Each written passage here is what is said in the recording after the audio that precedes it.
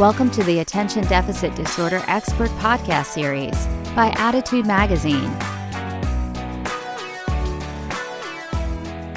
On behalf of the Attitude team, I'd like to thank you for joining us for today's ADHD Experts presentation titled Build Your ADHD Emotional Resilience, Strategies for Adults Who Feel Things Deeply. For many adults with ADHD, emotional dysregulation is one of the most impairing aspects of the ADHD experience. Intense feelings, mood shifts, irritability, outsized anger, rejection-sensitive dysphoria, these all cause problems with daily functioning, with friends and family, with colleagues at work, and beyond. Here, we will focus on learning strategies to minimize the damage that runaway emotions can cause to others and to ourselves. In this webinar, we will learn how to monitor emotions and express them in healthy ways. We'll also look at how to improve emotional resilience and bounce back from those outbursts. Leading today's presentation is Dr. Tamara Rosier. Dr. Rosier is the founder of the ADHD Center of West Michigan, where she and her staff work with individuals with ADHD and their families to learn strategies and develop new skills to live effectively with ADHD. Dr. Rosier is also the president of the ADHD Coaches Organization, ACO. Her book, Your Brain's Not Broken, discusses strategies for managing the emotional aspects of ADHD. Before I hand over the microphone to Dr. Rosier, I have just a few housekeeping items.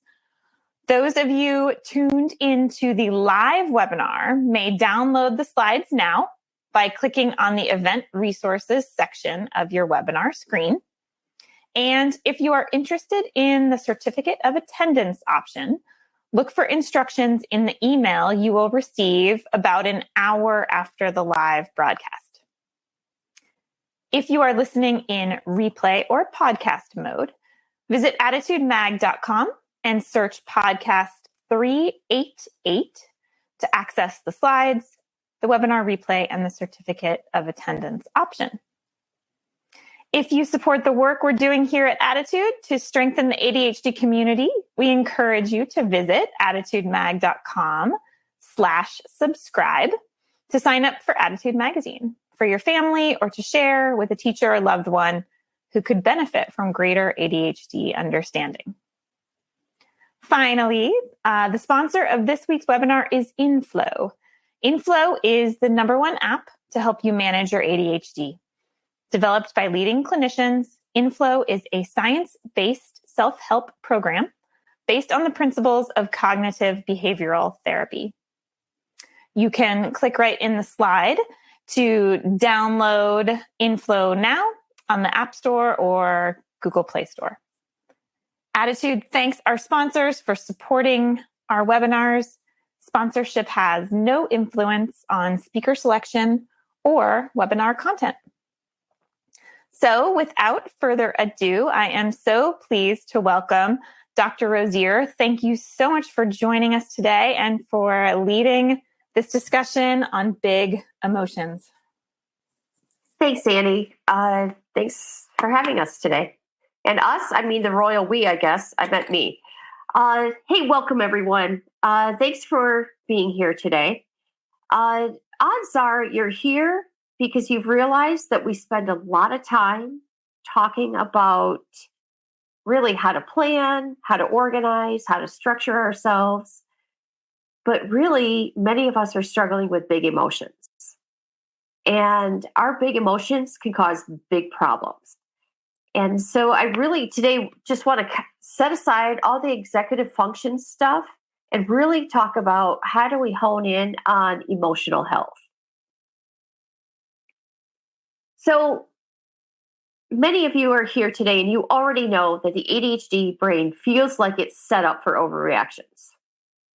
And I can't hear any of you, can't see any of you, but I could almost hear many of you go, that's right. That's true. And that's because our brain gets confused between what's a big deal and what's a small deal. And we know this through research that the ADHD brain has big feelings and emotions. That's not what today's talk is about. But if you check out Tom Brown's work, Russ Ramsey, Russell Barkley, all those guys are talking about how the brain is kind of set up for overreactions. But today we are going to be talking about building emotional resilience. And this, I believe, is a key part to having an emotionally healthy life. Now, I have ADHD. I'm an ADHD coach. I run the ADHD center, so I'm surrounded by ADHD all the time. And I can only do this work when my own emotional balance is appropriate. And so I want to encourage all of you that you gain resilience by practicing resilience. And research clearly supports the more we use this is like a muscle, we can do it. And so let me start by explaining what resilience is. It's your ability to respond to stressful or unexpected situations in an emotionally healthy way. And I'll take that apart in a second, but something lovely happened this morning. I was working with a client, and when I say lovely, this wasn't great news for her. She was having a difficult time at work.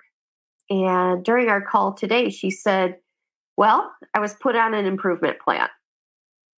And I want you to remember that this is she's young, but she's smart. She's a go-getter. She's driven, perfectionistic, and she's put on an improvement plan.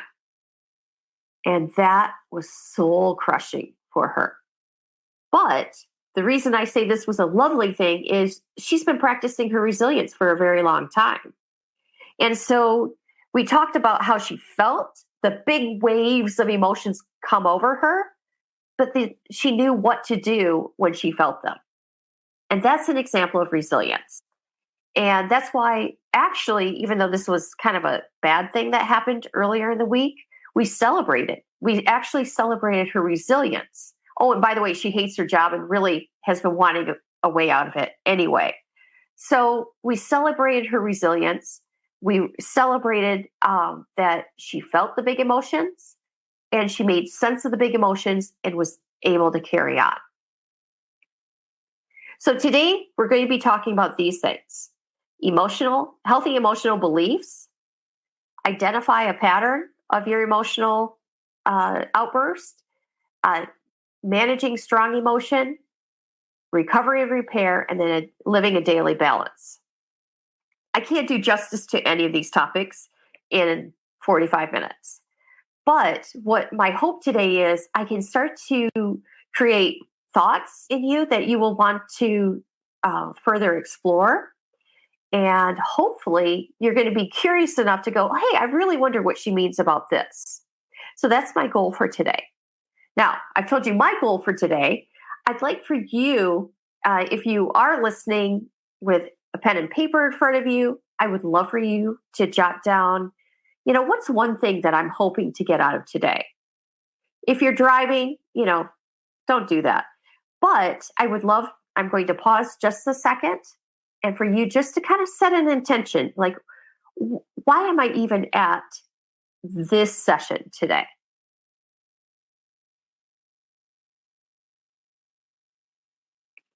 Okay, because silence is awkward, especially in recordings. I'm going to keep moving. But as you're listening, I want you to keep thinking, what is it that I'm hoping to get out of today? So we're going to start with healthy beliefs. And here's what I mean. Emotionally resilient people, they don't project their feelings. They don't blame others for their emotions, and they don't shame themselves. Now, I was talking with a client a couple months ago about these basic things. And she just looked at me and said, then what are my options? Because that's all that she knew what to do with emotions. And if you're viewing the slide, you see that I have a big wave. because emotions come in big waves. So here's what emotionally resilient people do. They have healthy emotional beliefs and they're self-aware. They take responsibility for their emotions. They take responsibility for their actions caused by their big emotions. They empower themselves to learn and to grow, and they practice, practice, practice. By the way, practice doesn't make perfect. Practice makes permanent. And so we really want to be very careful what we believe about emotions. So here's a few basic beliefs about emotions. Emotions aren't good or bad. They just inform us.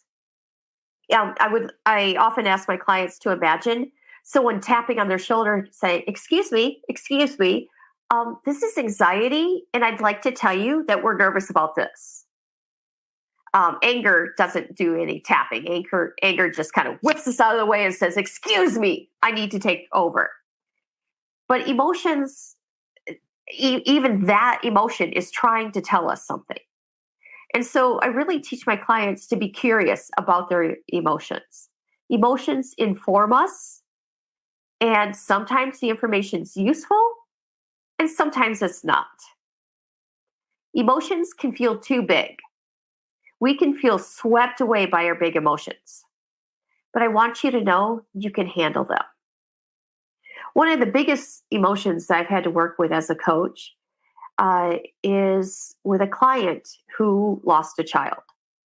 And that is, I have to just be honest, that is the worst fear I have. And I can't even imagine the level of sadness and despair that she feels. And she said to me, Tamara, this is too much for me. I can't bear this emotion. And that was the only time that this challenged my belief, because I kept saying, but I know you can handle the emotion. I know you can handle it. And so we talked about letting things wash over her as she grieved. Her grief is not done. It's not going to be done. This happened several years ago, and it's still with her, but we teach her to release it. And so that's the biggest, scariest emotion I can think about. So later today, when you're irritated because you can't find your phone for the third time and you feel that big emotion swelling, I know that you can handle that one. I know you can do that. So the next belief is emotions will pass. You don't need to act on them. I'm just going to say that again because I feel like my own ADHD brain needs to hear that. Emotions will pass, and I don't need to act on them. The emotional brain is geared, and I won't go into the neurology of it, but we have an action-oriented system when it comes to emotions. I feel this, therefore I will do this. And, you know, when we actually believe, like, I have this emotion, I don't need to act on it, all of a sudden we're allowed to feel it, but I don't need to do something about it. All right, so now moving on. Now we're going to go to identify the pattern. And when you identify the pattern, you're just kind of thinking about, well, do I tend to do this or this? So today I'm just going to give you two choices, but I'm positive there's more choices out there. But for today, we're going to keep it simple. So are you the hurler? Which means you take big emotions and you just hurl them at anyone or anything around. Also known as the fire breather. You don't really need to admit this to anyone else, but if you know this is you, I want you to know that you probably hurt people with your emotions. You probably are doing damage that you don't understand to relationships. So we really want to slow down and think about that. Now, some of you guys aren't hurlers all the time. Some of you are hiders. aka shame eaters. So you take all these big emotions and you shove them down inward. And all that anger that you feel, oh no, you're not fire breathing it. You're just putting it all down inside. And many times, these people will have stomach and digestive issues because they're taking all the emotional energy and instead of spewing it, they just cram it all down. By the way, the hurlers, they report to me that they're like, yeah, I lost my stuffings about this, but, it felt good and now I'm over it. And they feel good after they project all their emotions out. The shame eaters or the hiders are the ones that just keep on torturing themselves. So as we're moving through this, I want you to notice the patterns. When are you a fire breather or a hurler? When are you a hider? Some people will tell me that they're a hider. I'll just keep shoving those emotions way down. And then something happens. And then all of a sudden I'm a hurler. That's a very common pattern I see. Growing up, I was taught that no one could handle my big emotions. And so I became a hider. I went to the point of going, well, I just shouldn't have emotions. Big emotions aren't okay. And so I just won't have them. So whatever your emotional story here is, we've got to figure out the pattern. So what is your big emotional tell? And we need to learn to listen for that cue. So here's what I mean by a big emotional tell. By the way, this is just free, quick advice. ADHD people should never play poker. Why? Because we carry everything on our face. Just free side advice. But the tells in poker give us away. And so we think, one of my daughters thinks she has such a great poker face. It's all right there on her face. She can tell everything. So an emotional tell is kind of like a poker tell, except to yourself. So it's something that you telegraph how you're feeling or what you're thinking. And so some people feel it in their bodies. One of my clients says he feels like a burning kind of in his esophagus. Another person says she feels like a shiver of a big emotion. And many of my clients will have like different bodily feelings for different big emotions. All right, I'm just going to share with you because I've already shared a lot today, but I'm going to tell you my big emotional tells. When I'm angry, it is like I hear, oh, heck no. And when I hear that in my head, I have to think, okay, Tamara, stand down. You're ready to fight. Don't do this. Calm down. And I've taught myself if I do that, then that's my emotional tell. Stand down, Tamara. Don't listen to that emotion. Don't go after the fight mode. Now, some of you are saying, oh, hold up. You just said you were a hider. Yeah, for the most part, right? But then every once in a while, something will still click and I could go into a hurling mode.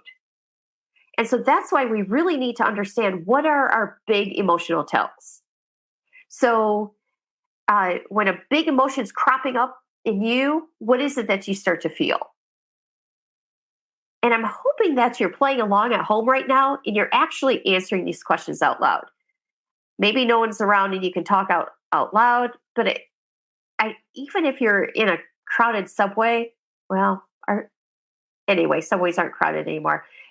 No matter where you are, I hope you're playing along and answering these questions for yourself so that you can figure out, how do I know when I'm ready to have a big emotion or that one is starting to create a wave inside me? All right. Managing strong emotions. So a lot about what emotional resilience is what do we do when we get these huge, strong emotions? How do we manage this? I told you that, I became a hider because I was afraid that if I let out those strong emotions, no one will like me. No one will love me. I'll be rejected. I think many of you out there might have come to those same false beliefs. So, how do we respect the big emotions and manage them and letting them out without hurting anyone? So, emotions are really a form of energy. There's a Harvard study that came out 2 years ago that really started to talk about emotions as a form of energy. If it's a form of energy, it means it's like a wave. Waves are energy, right? Look for the healthy way to let that energy out. And when we think of emotions as a form of energy, so it originates in our brain, washes through our body, and that's when we have to figure out, how do I let this energy go? One of my clients, she's in her 50s. She went to the doctor because her hands were hurting so badly. And pretty much the hand specialist explained to her, I think you're clenching your fist at night. And she saw the hand specialist, saw me in the same day, and she's like, this can't be true. I'm not clutching. I said, well, let's just try it out. And so she taped her knuckles so that she couldn't clench in the middle of the night. And sure enough, her hands felt better. Well, that's great, but that's still not releasing. What she was doing in the middle of the night is taking all that anger and frustration she felt about herself and others, her work, whatever, and just clenching it into her fist. By the way, she was a hider. And so just taping her knuckles so that she couldn't clench her fist wasn't enough. She had to find a way to actually let the energy out. So I'm grateful that she learned that from her hand doctor so that she could come in and we could talk about ways that she could build her emotional resilience and actually let the wave pass. The other thing I'd like for you to really think about is we have to make a plan to release the emotion before it happens. Because we have to think and be able to predict enough that when I hear oh, heck no, I'm like, oh, Tamara, that's your big emotion, anger. And then I have to figure out, what are my options? So I'm going to suggest that we find our catharsis. Catharsis is an old word. I started my career out as an English teacher. And so English teachers like to talk about catharsis, but it goes back to the Greeks. And the Greeks used to go to theater for an emotional catharsis. And catharsis means letting something out.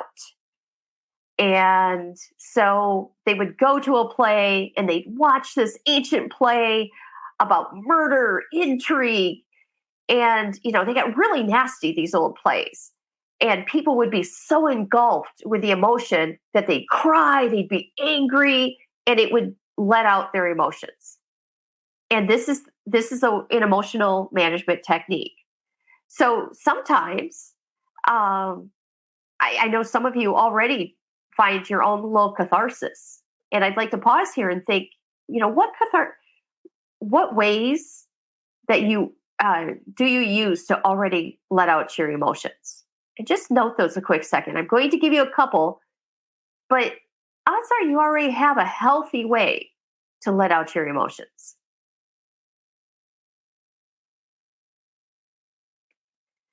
All right.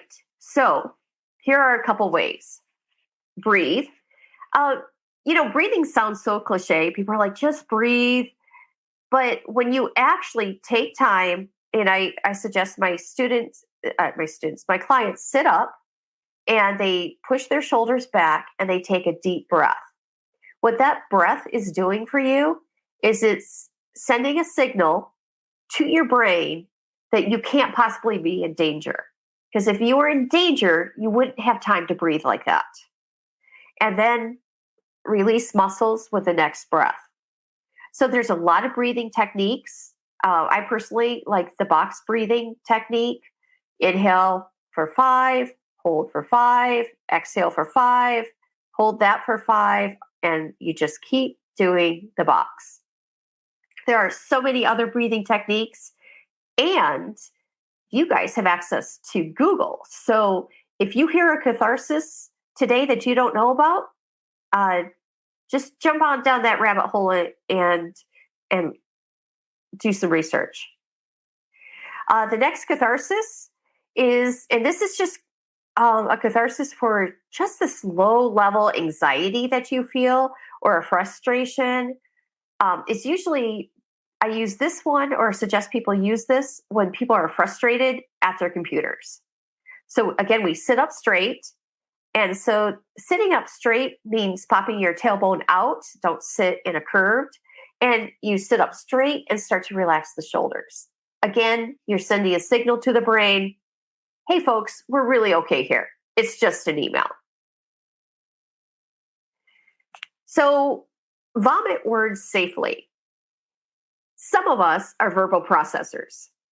Some of us, if we can just spout out words, and that's just going to be enough for us. The key here is we have to do it safely. So I have 3 dogs. I love them. Don't have grandkids yet. So instead of being all bitter about that, I'm going to, treat my dogs as grandchildren right now. So there's times I'll want to talk to, I'll just want to vomit words. And so I say to one of my dogs, okay, Gracie, here's why I'm so mad. And she looks and she tilts her head and she really tries to follow because she's a very smart dog and she knows enough words. But then watching her tilt her head, I'm like, oh, this isn't probably as bad as I thought. I use the vomit words technique with many of my clients. One female with whom I was coaching, she worked it so that she could call a friend and say, permission to vomit. And the friend would go, granted. And then she would just go, can you believe this? And she would just rant. And the deal was the friend would not interrupt. The friend wouldn't do anything. The friend would just listen. And then my client would say, vomit over. And then the friend would say, what do you need from me about that? And it's interesting. My client came back. She said, what's weird? Once I get it all out, it's out. And usually she doesn't need to say much else to me. And so she thanks her friend and hangs up. And that's a wonderfully safe friendship for her to do. But notice the agreement was made ahead of time, right? Both of those people, they met at a camp. And so I guess they're kind of relying on permission to vomit. Granted, was like their kind of secret language from their camp experience. So they built on the relationship to allow this person to let the emotions out. Make noises. Gosh, that sounds weird, doesn't it? Making noise is a way to release emotions. And if you think about it, we already do it naturally. Something happens, we groan, or we grumble. So I'm asking you to do it on purpose. I had a client who had a hard time acknowledging her emotions. So vomiting words wasn't going to work for her. Breathing wasn't enough for her. And so I just encouraged her to lie on her bed when she was very frustrated or whatever big emotion came up. Just lie in the bed and just make whatever noise she wanted. And she texted me. She's like, I'm so glad I was at home, because she just started out with this kind of feeling. And then it just kind of grew into like this loud, she called it an animal sound. And so now her catharsis is to make this animal sound. And she says it's like part growl, part yell. and it would scare anyone that she knew. But she's letting it out in a healthy way.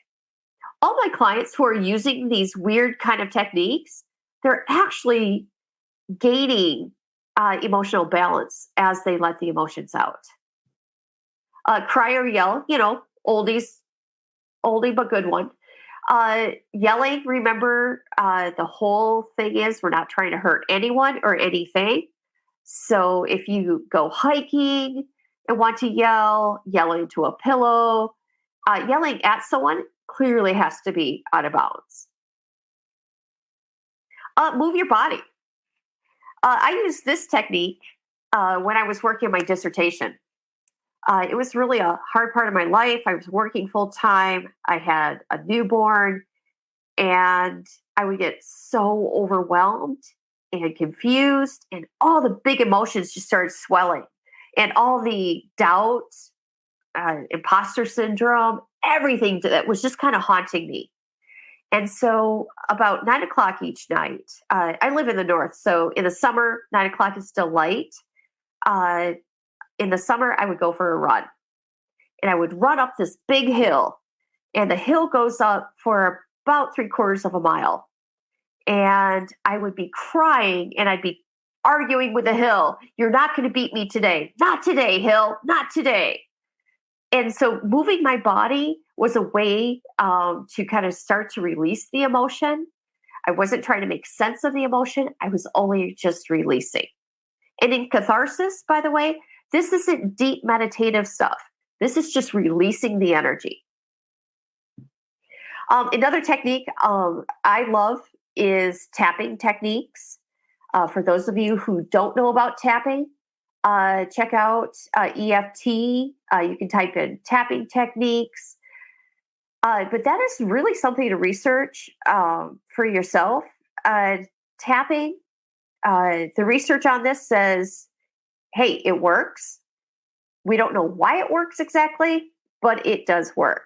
So many of my clients have had incredible success releasing, especially the quieter emotions like sorrow, fear, failure, all those kinds of quiet ones that just kind of creep up and go, hey, you're not good enough. That would be a good catharsis for relieving those emotions. And the last one is self-havening. If you haven't found self-havening, it's actually a wonderful thing to do. It's usually called for as a catharsis when your emotions are so big that you're actually so distracted by them that your head and your body start to argue. And the goal there is to bring back your head and your body. So look into self-havening techniques. They're very, very simple, and they're incredibly good to kind of get your whole body back together. This is where I would love to pause and say, any questions so far? But it is a good point to rest here and say, if you've heard of any techniques that you're like, wow, I really want to learn more, jot that down. Because something I know about the ADHD brain, we're curious, and we're really curious. And Google can be a friend or an enemy, depending on what time of day, but we can really get into things and learn about things. All right. Recovery and repair. So one of the biggest problems my clients have is in the area of recovery and repair. I was just working with someone who she has a quick mouth, quick-witted, but that doesn't really work for her because at work, she says very passive-aggressive and snide comments. And what happens is she has these big emotions sitting in her cubicle, and instead of being aware of them and letting them out in a healthy way, they come out in sarcastic, snide remarks. What she doesn't realize is that she has got to take responsibility, and she has to seek repair when that happens. Now, to be clear about sarcasm, I'm very sarcastic. It only takes you spending just a few minutes with me to realize, oh, wow, she's super sarcastic. But sarcasm should never be directed at anyone. When it's directed at someone, that's when it becomes very hurtful. Or as one of my kids' teachers used to call it, Satan's scissors. We don't want it when it's directed towards people, it becomes Satan's scissors. So what we need to do is we need to think about repair. So when a comment comes out that isn't nice, or when you flip your lid or lose your stuffings, whatever the big emotions happen and you let it out and you're like, oops, that wasn't a healthy catharsis. You need to go through and think, who or what did my big emotions affect and what needs to happen to repair? Now, I need you to avoid the temptation just to move on. I work with this in families. I do a lot of family coaching. And all the time, families are like, oh, can we just move on from that? Maybe that just didn't matter that much. And we're missing an opportunity to repair and to strengthen relationships. And so I always talk about two questions. Who or what did my big emotions affect? What needs to happen to repair? Especially hurlers, by the way. Hurlers, you guys are really bad at repair because you're like, I don't know what their problem is. I feel better. Meanwhile, you just left someone else in a puddle on the floor because you yelled at them for an hour. So who or what needs to be repaired? For you folks who are hiders, guess what? Guess who needs the repair after you lose your stuffings? You did the damage to yourself. And so in that case, you have to figure out how to repair this. You really cannot keep going on just shaming yourself and just creating this, or feeding this self-loathing voice. It's not okay. And so after you, let's go back to that earlier client this morning who she was so upset because she was placed on an improvement plan. She had a big emotion. She started to take it inside, started to really like, well, this is what you do. You're stupid. You're wrong. I hate you. Her repair had to be about, are those beliefs true about myself? Am I feeding a shame monster that I just shouldn't be feeding anymore? What do I need to do to repair this in myself? And really, because of her understanding how to repair, that's why she could rebound. And it's why she could be so resilient when she was put on that improvement plan.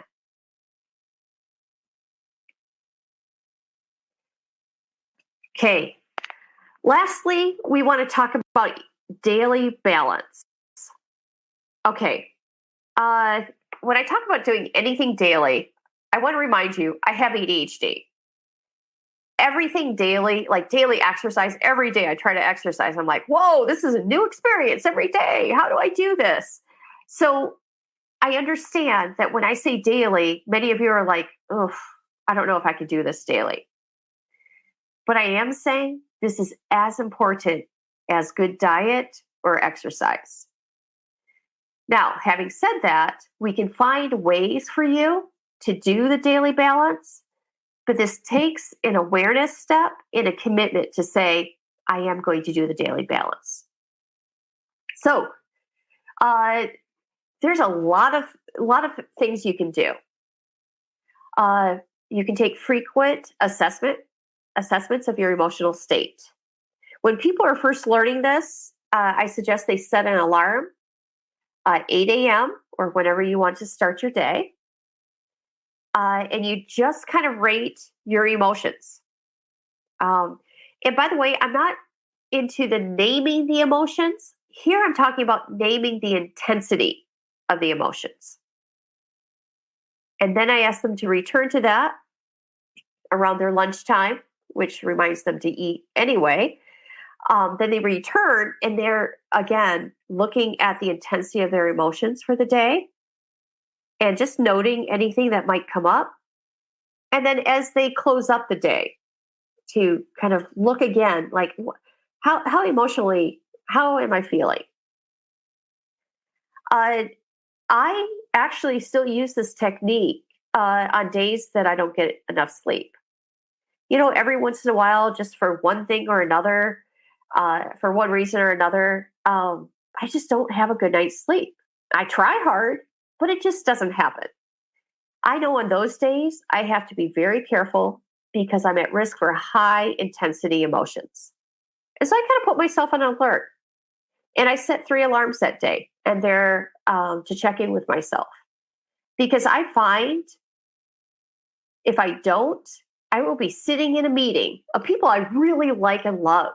But I'll be sitting in the meeting going, I hate you, I hate you, I hate you. Oops, I'm not emotionally managed right now. And notice I just will project it out to, it's their fault, their fault.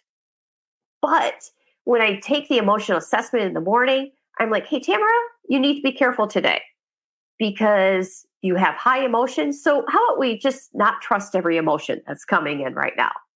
You're tired. Same goes for hungry, right? Hungry emotions really can't be trusted. So the next thing I want you to think about as we find our daily balance is find your system to rank emotional intensity. So in my book, I use the number system, 1 for low intensity, high for 10, or 10 for high intensity. ADHD folks are really known for being 1 or 10. We tend not to just rest at 5 like our neurotypical counterparts do. We tend to be big or small. And you guys know that already. So using that number line can help you kind of go, oh, I'm feeling this at a 7 right now, or I'm feeling this at a 10. Holy cow, I need to do a catharsis first before I try to think this through. Some of my clients and I come up with a color system. Usually the color system, I think one of my clients, I forget, it was a couple years ago now, she goes, it's like the terrorist warning system. And she was kind of making a joke that her emotions can be terrorist sometimes. And so she had red for be very, very careful. Your emotions could hijack you at any time. And then orange was, hey, we're getting at high alert, so we're going to be careful. We're going to move slowly through emotions today. And then they went all the way down to green. And that was her way of understanding how her emotions fluctuated during the day. And the alert system helped her kind of calm down. She was also verbally quick. So calm down her intense verbal reactions to others. So whatever you do, I want you to find a way to measure your emotional intensity. The other daily practice that I recommend, and I write about this, Cam Gott and I came up with the ADHD emotional health ladder, and I write about it in my book. The emotional health ladder, it will help you understand like how emotionally healthy are you, and it considers your ADHD. So the benefit of that is it says if you have this kind of symptom, then this is maybe where you are in the emotional ladder. One of my coaches was telling me that she used the emotional health ladder that morning. She was getting ready for work, coming into the office, and she looked down and she's missing a button. And for those of you with ADHD, mornings, getting out of the house, getting dressed, that is complicated stuff happening. And she was ready to flip her lid over it. Instead, she said, well, I had just reviewed the emotional health ladder. And I thought to myself, hold up. I don't want to get unhealthy just because I lost a button. Okay, if I don't want to do that, where do I want to be on the emotional health ladder? And so she found a way to measure the emotional intensity, but then choose where she wanted to be. And that's really the key for us is as we're practicing this resilience, we need to choose where we want to be on the level of intensity. Now, as we're wrapping up, I want to be clear about a couple things. There is freedom when we manage emotions. We get more freedom and we get more power, and we're empowered to kind of think more clearly and act better. I want to be very clear, though. What I'm not saying is emotions are bad. Emotions aren't bad. They tell us things. But how we release emotions can be quite dangerous. And so I really want to encourage us. They can be dangerous, right, to others or ourselves or inanimate objects even. So I want to encourage us, how can we figure out a way to accept? If you have ADHD, you're people with big emotions. And we don't have to be ashamed, but we can do is learn to become much more emotionally resilient. All right, I think we're ready for questions. Wonderful. Thank you so much, Dr. Rosier. There are many questions, so I will jump right in. One, backing up a little bit to the beginning, you talked about having healthy emotional beliefs as a trademark of emotionally resilient people. Can you offer any mantras or sayings that we can repeat to ourselves out loud or otherwise to sort of reinforce what a healthy emotional belief might be? Yeah, so this usually takes a lot of work. When I'm working with clients, this takes a lot of work to kind of get to what are emotionally healthy beliefs, what are unhealthy beliefs. And I shared with you an unhealthy belief I had growing up was, Tamara, your emotions are too big. No one should ever see them, right? So I started with unhealthy belief, and then I say, well, if that's my unhealthy belief, what would be my healthy belief? And so, no, I'm not going to give you a mantra, but what I am going to do is say, think through what are some beliefs you have that really are unhealthy. And sometimes your mantra or your personal thing would be, I let it go. I let it go. But I encourage you to come up with your own words so that you can start to teach yourself. Having said that, I will tell you two of mine is I take a deep breath in, and as I let the air out, I'm just like letting it go. And I started that after I saw Frozen, Elsa, let it go, let it go. And I thought, wow, that's just really a great way to look at this. The other thing I do is I swipe my hand as if I'm dismissing the emotion. Swipe, move on. And so it's like, I don't want to date that emotion right now. And so I swipe it. And that actually, remember, my hand is moving. And so it's letting energy out. And I do that. If you watch me working at my computer, you'll see me swipe my hand like, nope, critical. I don't have time for that right now because I don't need that. Okay. We have a tough one here. There are a lot of parents and spouses who are listening in order to help their loved ones.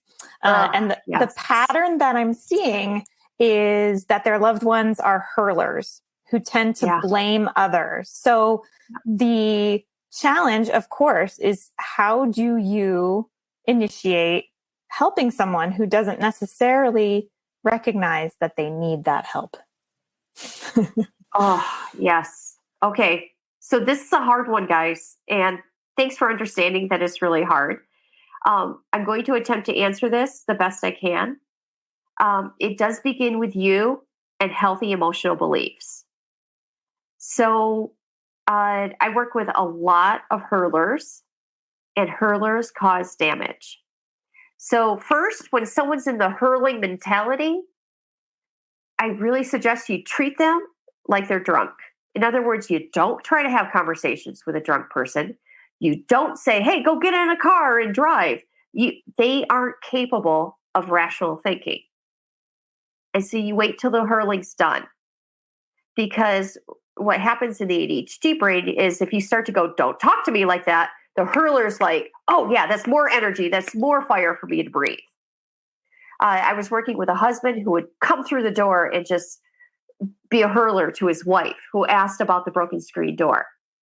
And when I confronted him on it and said, this simply is not okay, he's like, well, she should know. And that's anytime you hear she should know or you should know not to talk to me in that state. That is a boundary that you need to think about having that, no, you shouldn't know. He should be or she should be responsible for her emotions. So now I can hear people going, but how? You cannot control the other person. You can't teach them and you can't help them. I really strongly suggest finding an ADHD coach, a therapist, an ADHD-informed therapist, someone who can help the person learn to take responsibility for his or her emotions. And so that is really the key here. In the meantime, you see the hurler, you identify the behavior, you don't argue with behavior in the moment. Afterwards, you return and say, by the way, that hurling, that hurts me when that happens. Sometimes the hurler is going to be so ashamed. Sometimes it's not going to go well. And if it doesn't go well, that's where you bring in the professional for that.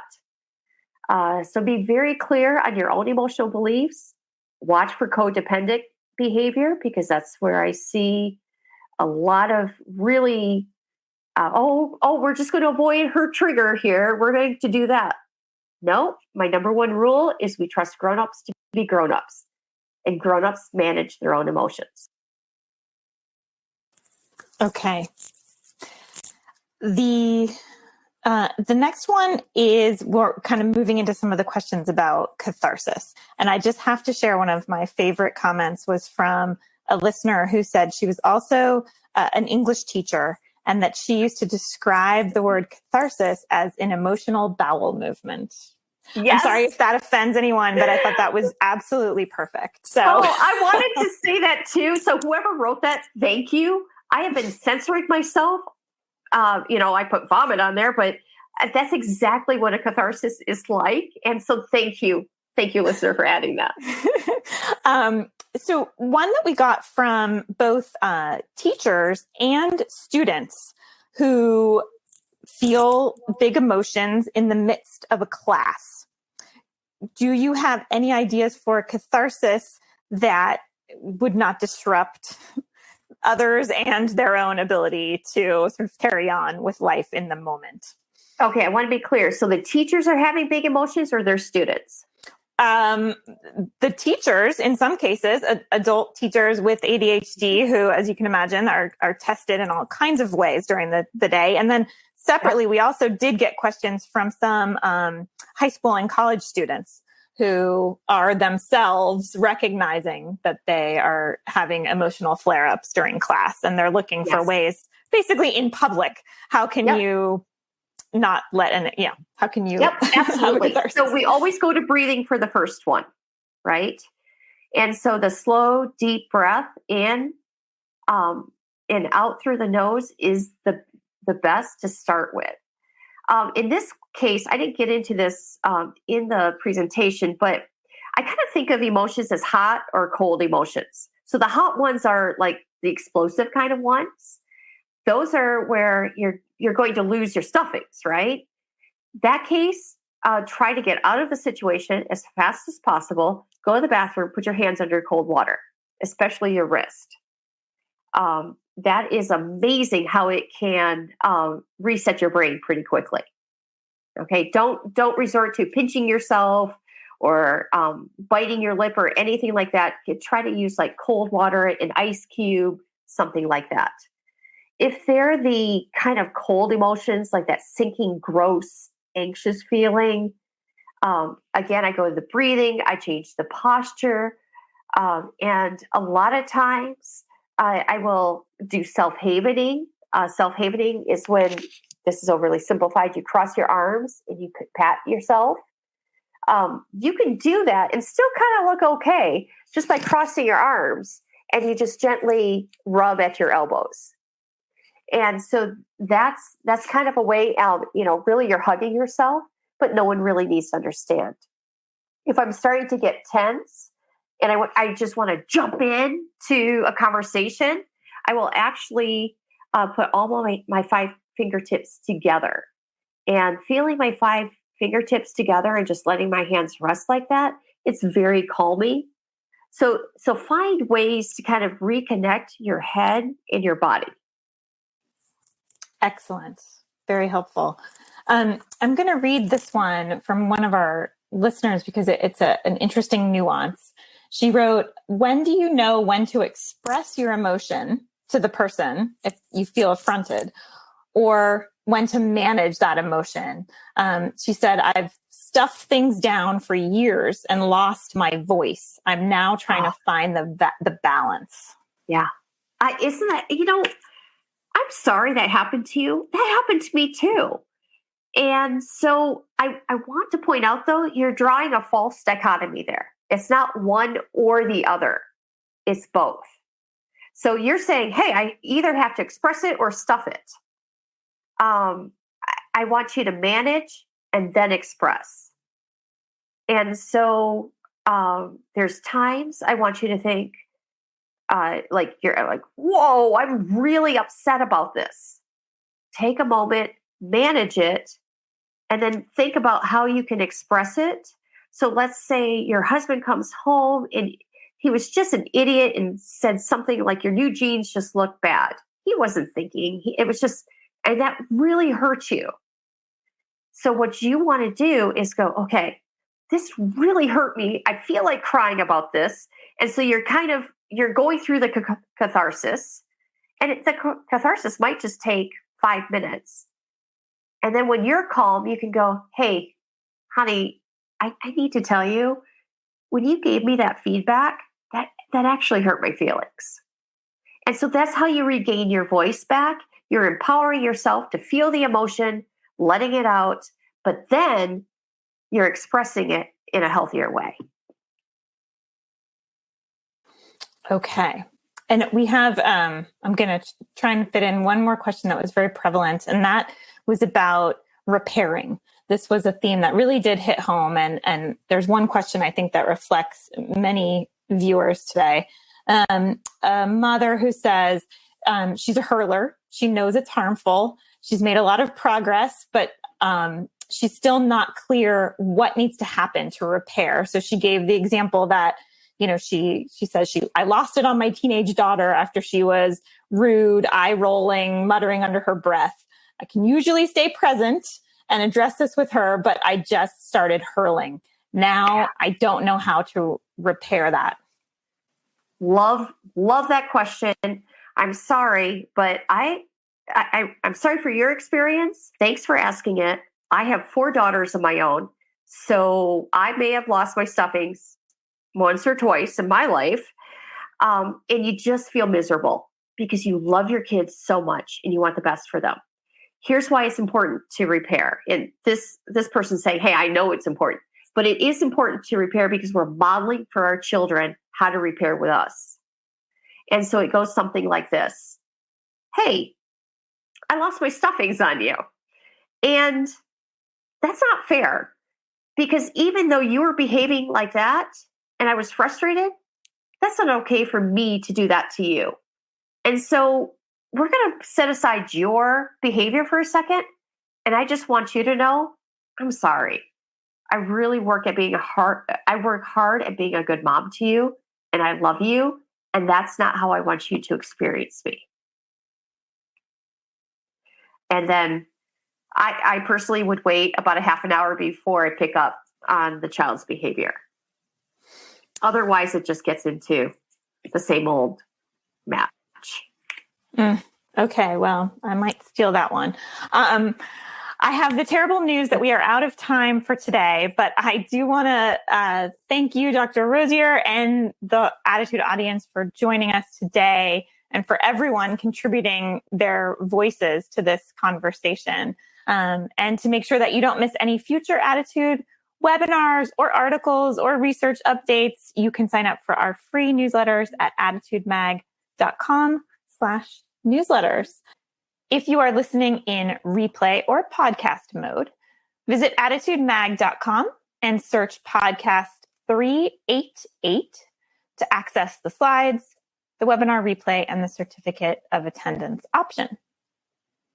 If you support the work we're doing here at Attitude to strengthen the ADHD community, we encourage you to visit attitudemag.com/subscribe to sign up for Attitude Magazine for your family or to share with a teacher or loved one who could benefit from greater ADHD understanding. So thank you, everyone. Please join us again. And thank you, Dr. Rosier, for this really helpful conversation. Thanks for having me. For more Attitude podcasts and information on living well with attention deficit, visit attitudemag.com. That's ADDITUDEMAG.com.